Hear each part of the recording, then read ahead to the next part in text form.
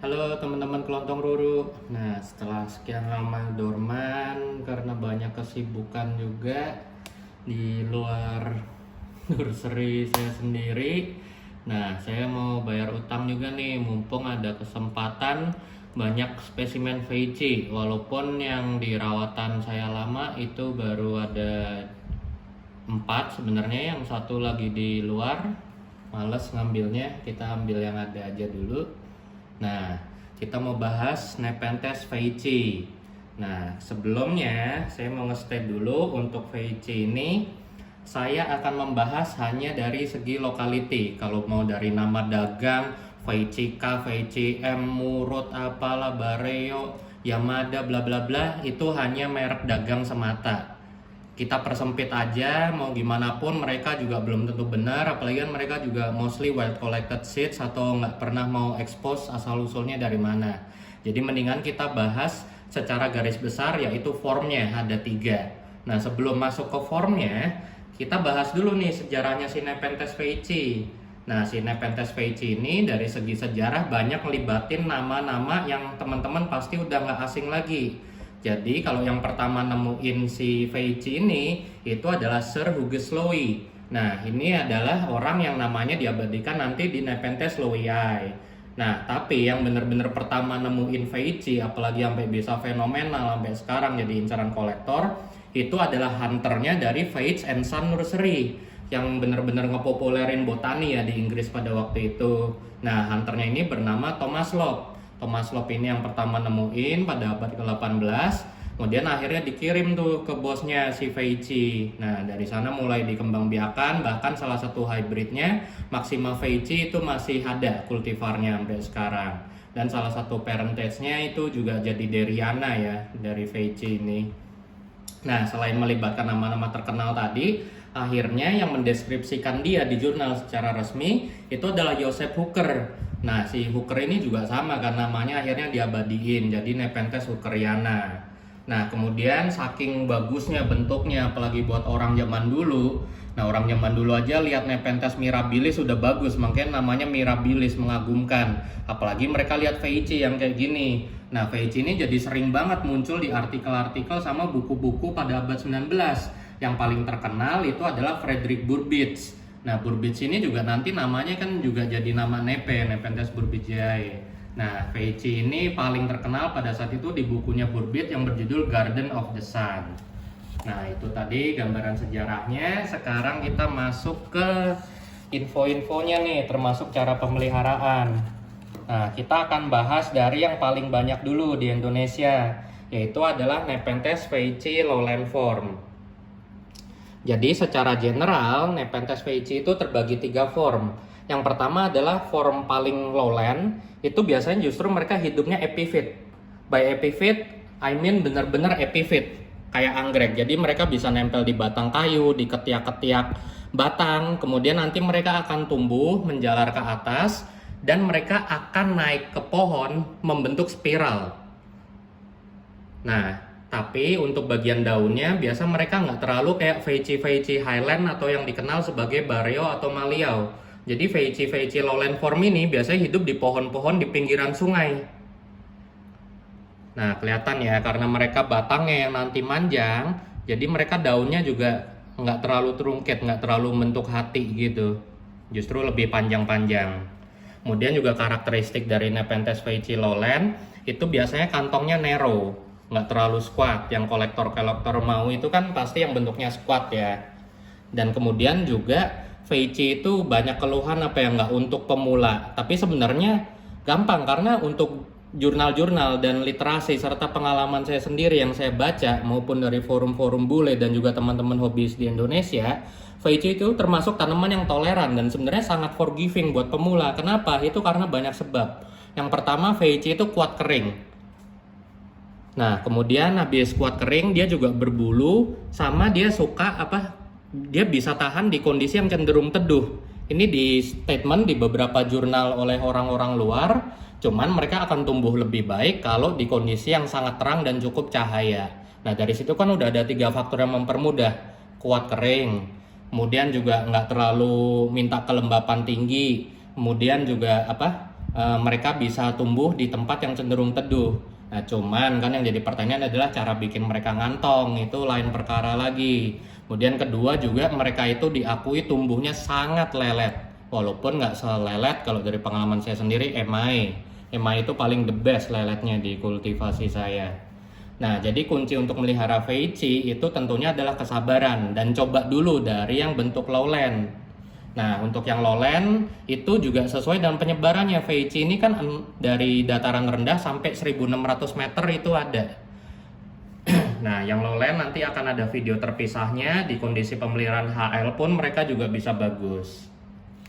Nah, untuk lowland mungkin teman-teman udah banyak tahu ya, udah banyak miara juga, udah sering lihat kantongnya gimana. Kemudian juga dari lowland form yang paling dicari itu adalah yang kantongnya spotted dan ada stripnya.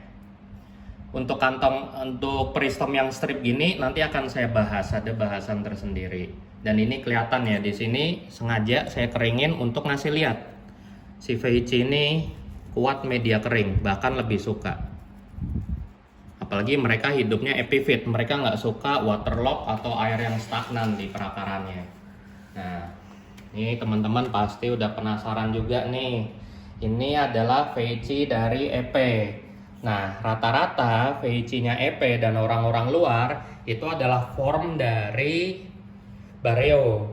Nah, sebelum kita masuk ke form yang paling bagus, kita masuk ke formnya Bareo dulu nih. Untuk Veitchi Bareo itu khas banget. Dia tumbuhnya creeping. Jadi kalau si Veitchi lowland itu kan tumbuhnya epiphyt dan daunnya panjang-panjang. Kalau Veitchi Bareo itu dia tumbuhnya justru terrestris dan banyak ada di lingkungan lithophyt atau bebatuan. Dan benar-benar di situ di banyak jurnal dinyatakan kalau dia biasanya tumbuh di hutan-hutan yang kanopinya nggak ada, jadi di lapangan terbuka. Bisa hutannya karena rusak karena pembangunan atau karena bencana alam. Jadi di situ banyak ahli menyatakan untuk form yang ini mereka sangat suka cahaya, kemudian juga angin. Nah, kemudian juga ciri khas dari Veitchi Bareo ini karena dia hidupnya di batu, berangin, full sun, mereka tentunya nggak suka media yang terlalu waterlogged atau lembab atau tergenang air. Kemudian juga kelihatan ya ciri khasnya ini bulu-bulunya tebel banget. Paling ketara kalau mau lihat bulunya adalah di tendril barunya, udah sampai kayak tupai itu. Kemudian juga yang paling dicari, kenapa form Bareo itu paling terkenal apapun nama dagangnya, tentunya adalah kemewahan dari peristom sama squatnya.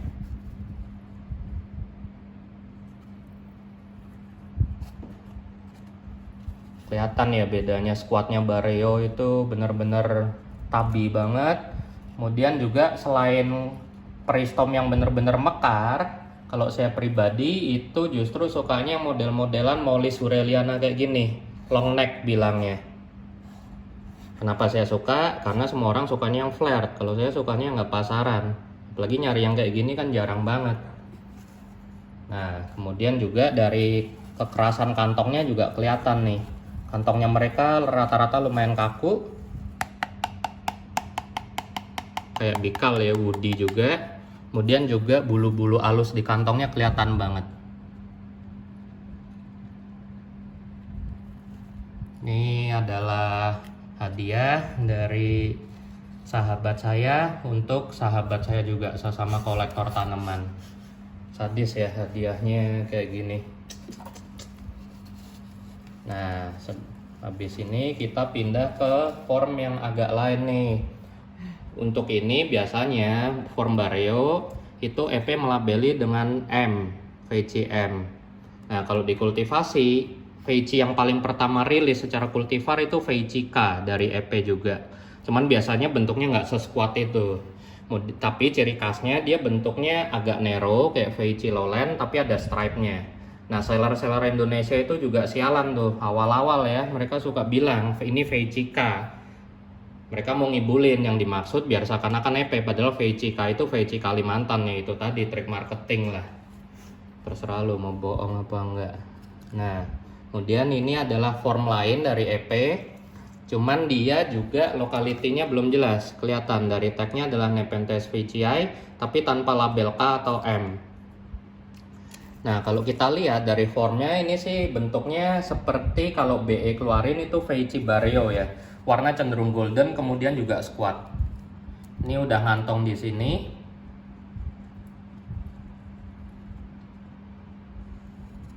Kemudian juga media saya pakai bebatuan kayak di Bareo-nya. Nah, kemudian di sini juga kelihatan tendrilnya, bulunya lebat banget.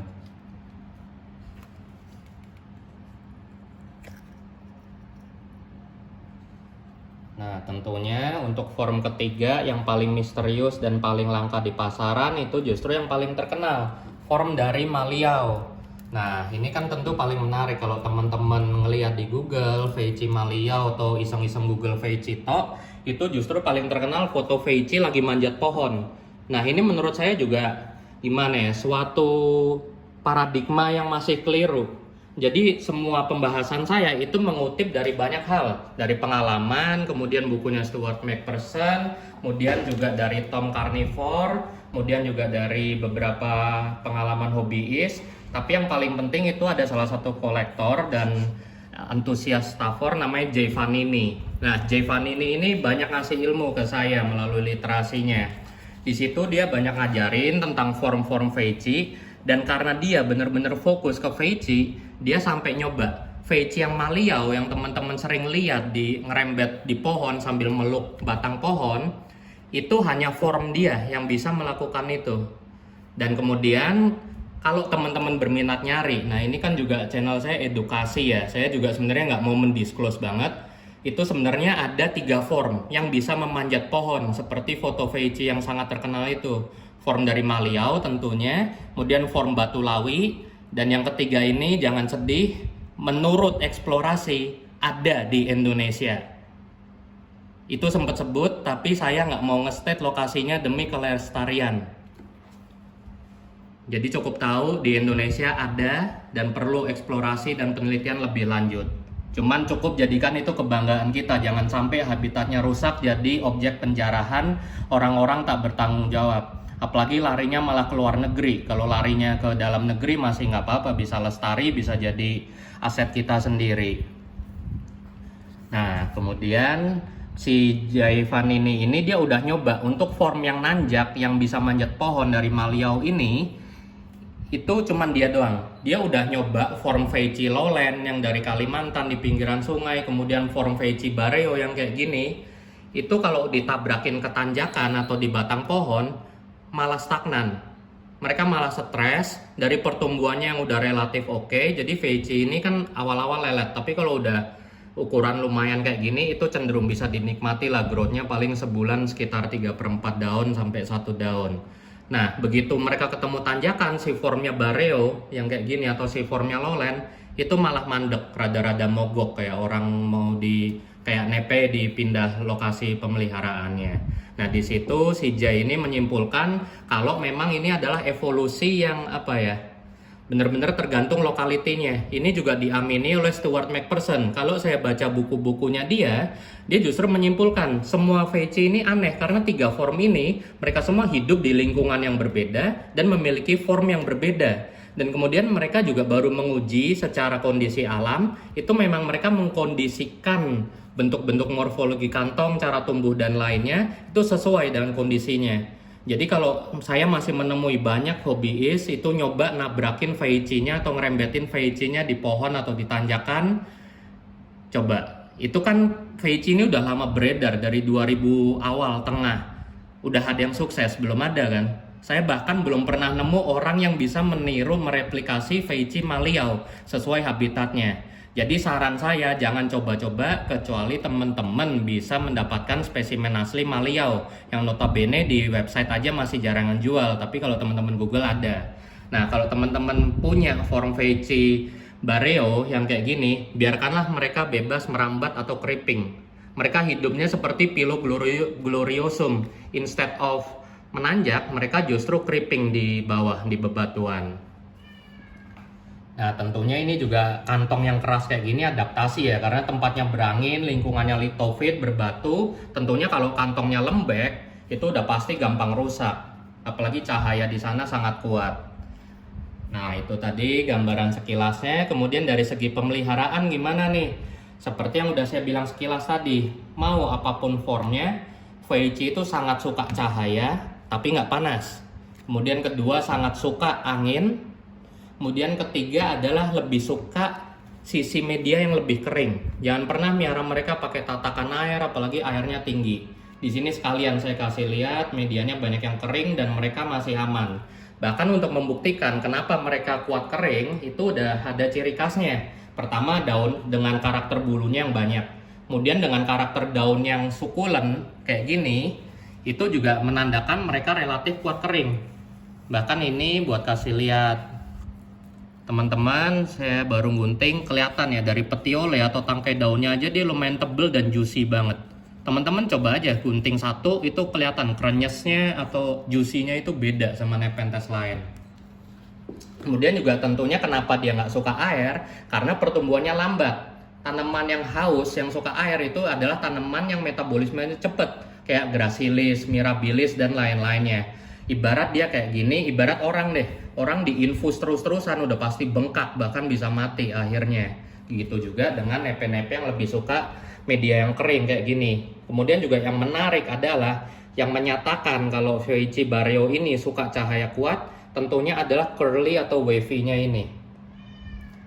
Ini adalah mekanisme bertahan dari tanaman yang hidup di lingkungan cahaya yang sangat kuat. Karena dengan cahaya yang sangat kuat, otomatis proses transpirasi, fotosintesis, dan lainnya itu juga berlangsung cepat. Nah, mereka akan membuat lekukan-lekukan kayak gini seperti Maxima wavy itu untuk memperlambat transpirasi dan memperluas permukaan atau margin daun. Jadi dia punya semakin banyak permukaan. Nah, itu bagus. Contoh analogi paling lain itu adalah jonjot usus kita. Usus kita itu kan bentuknya nggak flat, tapi dia ada jonjotnya gitu. Nah, itu untuk memperluas permukaan. Tapi tujuannya beda. Kalau usus kan untuk memperbanyak penyerapan nutrisi, kalau mereka justru untuk memperbanyak bidang air sehingga mereka bisa menahan air sebanyak mungkin. Nah, kemudian yang jadi kontroversi juga, kalau orang bule itu punya pakem. Nepe yang berbulu justru adalah nepe yang kuat kelembapan atau humidity rendah, 60% atau di pinggir jendela cukup. Tapi teman-teman yang di Indonesia coba, pakemnya justru beda 180 derajat. Apalagi orang-orang yang udah lumayan expert, semua pasti begitu ngeliat nepe berbulu, waduh berat nih miaranya. Kayak keluarga Hurel, Molis, kemudian juga Emae, kemudian juga ada Erucoides. Pokoknya rata-rata udah jiper dengan nepe yang berbulu. Kenapa? Karena biasanya mereka minta dingin dan kelembapan tinggi. Nah, ini kan berarti sebuah paradigma yang aneh ya. Kita di Indonesia yang negara tropis, kelembapan tinggi, justru malah takut melihat nepe berbulu. Padahal bule yang hidup di negara 4 musim, di mana kelembapan mereka nggak selembab kita, justru malah nge-state kalau miara nepe berbulu kayak gini di pinggir jendela aja cukup. Nah, itu adalah misteri yang teman-teman mesti pecahkan. Cuman kalau nanya pendapatnya ke saya, justru nepe berbulu gini yang benar itu menyukai kestabilan. Jadi nggak usah pusingin mau kelembapan tinggi atau mau kelembapan rendah. Dan ingat, bule itu nge-state low humidity, tapi sebenarnya mereka maksud masih ideal, 60%. Nah, buat kita 60% udah sehari-hari, tapi buat bule 60% itu termasuk kelembapan rendah karena mereka juga punya mindset memberi yang terbaik untuk Nepenthes-nya. Mereka biasa nge-build GH kelembapan bisa sampai 80% ke atas. Nah, kenapa mereka selalu menyarankan nepe berbulu ini dirawat di kelembapan rendah? Karena mereka berbulu dan mereka punya GH yang sangat ideal, justru bulu-bulu ini akan memerangkap kelembapan, air akan cenderung stagnan, dan itu akan berakibat buruk. Coba aja, jadi menurut salah satu sumber saya, Tom Carnivore atau si Jay saya lupa, dia men-state Feici ini adalah mimpi buruk untuk hobiis nepe yang tinggal di kota London atau Inggris. Seperti teman-teman tahu, udah suhunya dingin, sering hujan kalau di London. Berarti kan kelembapan tinggi, suhu dingin. Di situ Feici biasanya pada busuk, pada mati. Kenapa? Karena mereka kena basah, suhunya dingin, nggak terjadi penguapan. Jadi air-airnya terperangkap di bulunya ini lama-lama jadi sarang penyakit. Nah, nggak usah jauh-jauh dari pengalaman. Untuk karakter Feici ini secara gampangnya itu tadi kan saya ngomong panjang kali lebar kali tinggi hanya untuk sharing. Secara simpelnya untuk Feici cukup sediakan cahaya yang kuat, tempat yang berangin dan sejuk, nggak panas. Kemudian jaga media jangan sampai terlalu basah dan juga jangan sampai kering banget. Udah itu aja. Contoh paling nyata yang saya temuin adalah teman saya, Bro Karis, itu dia di Bali, dan Bali itu kan agak deket ke sisi selatan bumi ya, deket Aussie. Jadi di musim-musim sekarang kayak Desember itu anginnya dingin. Dan dia miara juga cenderung full sun. Pada saat itu saya main ke tempat dia, wah itu Feici-nya bagus-bagus banget formnya. Dan pada saat saya ke Bali itu lagi musimnya rada aneh. Itu persis kayak pas saya ke Eropa, sunny atau cerah banget, tapi anginnya dingin. Beda kayak kita yang di perkotaan. Nah pada saat itulah Feici-nya bagus. Padahal dia juga nggak pakai misting yang bener-bener itu, orang masih kebuka GH-nya. Nah, jadi sekian ya teman-teman. Pokoknya jangan takut. Pokoknya intinya kalau untuk Feici itu cobalah yang jenis gampang dulu, yang dari segi lowland. Sebenarnya kegagalan yang banyak ditemui dari memelihara formnya Bareo sama Maliau ini itu adalah karena mereka sudah beradaptasi di lingkungannya secara spesifik. Apalagi kan mereka agak beda ya. Mereka ada di sisi Malaysia dari Borneo. Kalau yang lowland itu kan banyak kan masih di Indonesia. Walaupun konon yang form epiphyt kayak Maliau itu masih ada di salah satu titik di Indonesia. Tapi amannya jangan diganggu gugat. Kalau teman-teman tahu juga jangan mention ya. Nah itu tadi gambarannya untuk Feici. Kemudian juga untuk kultivar-kultivarnya kayak Candy Dream, Big Mama, Pink Candy, kemudian Psychedelic dan lain-lainnya, Murut lah apalah, itu semua hanya nama dagang untuk menspesifikkan karakternya aja. Tapi kalau dari segi general ya mereka formnya hanya ada 3 itu. Oh ya, kemudian juga saya lupa menambahkan kalau untuk formnya Maliau itu bentuknya in between. Jadi bentuk kantongnya itu antara Nepenthes Feici Lowland dengan Nepenthes Bareo Highland. Jadi mereka flare, peristomnya mewah kayak gini, tapi badannya nggak terlalu squat. Itu salah satu ciri khasnya dari Nepenthes Maliau. Kemudian kalau teman-teman lihat varian Feici yang aneh-aneh, bentuknya bagus, gendut, peristomnya mewah, itu rata-rata adalah Bareo form. Dan ini juga diamini oleh Stuart McPherson. Dari pengalaman dia meneliti habitatnya di Bareo, itu bener-bener formnya banyak banget. Jadi kalau ada lokality atau nama apa, itu biasanya hanya trik dagang semata dari mereka para pedagang. Apalagi mereka bule-bule ya, mereka juga sebenarnya sumbernya nggak jelas kebanyakan. Makanya kita tugas orang Indonesia itu harus mengkonservasi mereka. Nah di sini juga kelihatan ya, kadang juga para hobiis itu banyak mengeluhkan, dan ini juga sebenarnya dikoreksi oleh para hobiis nepe di luar negeri. Sekali lagi sorry, bukannya mengenyampingkan hobiis Indonesia, tapi kita berguru ilmu kan juga harus luas. Apalagi kita berguru ilmu kalau ke orang yang udah berpengalaman lebih lama, ya why not, selama kita ambil baiknya dan mereka juga nggak menyebarkan keburukan. Jadi salah satu sumber saya itu menyatakan kalau Feici masih kecil itu formnya belum terlalu kelihatan. Kalau udah sebesar ini mature form, itu baru karakternya bener-bener kelihatan, termasuk dari flare peristomnya. Kemudian juga strip-strip kayak gini juga biasanya banyak di form awal masih kecil kayak gini, itu belum kelihatan stripnya. Tapi nanti kita diemin 5 tahun, 7 tahun, 8 tahun, tahu-tahu mereka bakat strip. Jadi benar-benar kalau slogannya para hobiis luar, Feici ini adalah nepe yang benar-benar menghargai dan mengapresiasi kesabaran para hobiisnya si Feici ini. Nah, sekian teman-teman pembahasan untuk karakter dan pemeliharaan serta form Nepenthes Feici, termasuk sejarah singkatnya juga ya. Mungkin kalau teman-teman berminat bisa dapetin nanti ke Edelweiss Exotic ya, distributornya EP. Di bulan Maret nanti mungkin dia akan masukin lagi untuk Feici. Cuman harganya pedes banget, tapi menurut saya dengan harga segitu worth it. Harganya silakan tanya ke dia. Tapi dengan harga yang kayak gitu, untuk dapat Feici seukuran segini dan kualitasnya udah select clone kayak gini, itu benar-benar worth it. Bayangin udah seukuran gini butuh berapa tahun dari biji. It's crazy.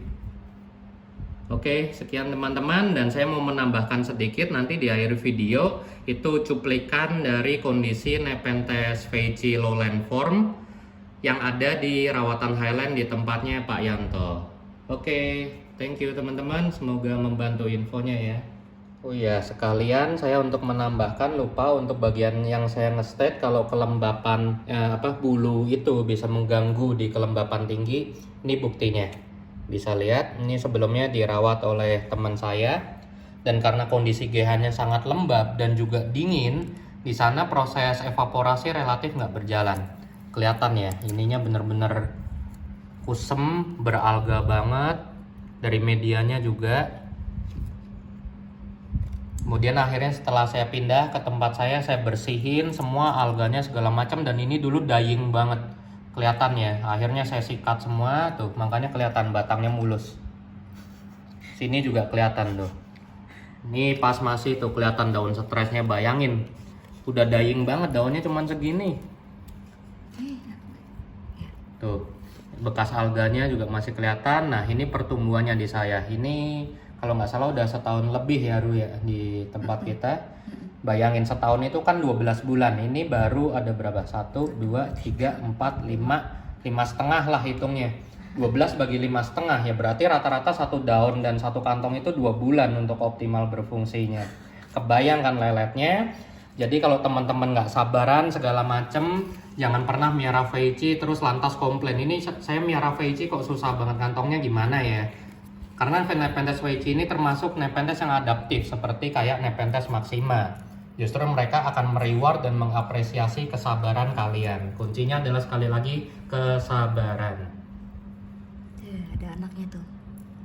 Ada anaknya. Kemudian juga untuk form-form Bareo yang creeping kayak gini, mereka juga kayak Nepenthes Lowland.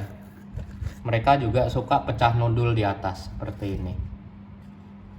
Veichi nggak ada bulunya nih. Iya, ini kemarin dikerok pakai pisang buat ngilangin semuanya. Saya nggak mau dia mati karena penyakit. Akhirnya saya terapi, sembuh kan. Kelihatan tuh bedanya. Bandingin batang lamanya pas di kondisi yang terlalu lembab basah dengan batang di kondisi saya. Memang GH saya speknya seadanya, tapi justru kadang itu membawa berkah ya. Kadang nepe-nepe tertentu malah suka di GH saya. Oke, sekian. Nah, ini adalah contoh dari keluarga Veichi Lowland ya. Dan khas seperti yang udah saya jelasin di pertama tadi, untuk Veichi Lowland itu ciri khasnya dia daunnya cenderung memanjang. Nggak seperti keluarga Bareo atau Maliau yang cenderung trunket atau membulat.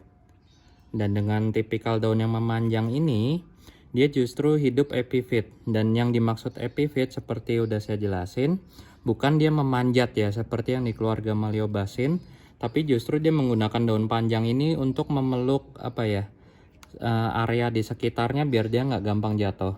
Karena dia hidupnya epifit dengan menempatkan akarnya di pohon.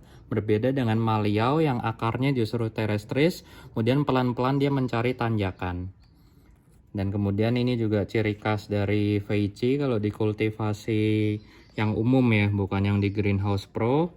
Biasanya kalau medianya udah lumutan, udah keluar pakai sebanyak banget, udah basi jelek, justru dia malah lagi optimum form. Bagus banget. Dan ini juga one of the best clone. Kenapa? Karena selain warnanya gold, ini yang paling dicari orang, Veichi Stripe.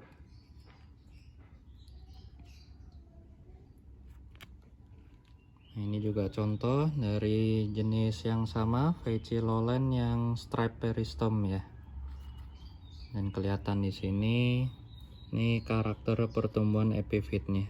Daun-daunnya panjang untuk menahan bobotnya dia pada saat dia tumbuh epifit. Dan walaupun lowland, dia sebenarnya juga nggak bisa dikatakan lowlander banget ya, karena dia jatuhnya sebenarnya intermediate.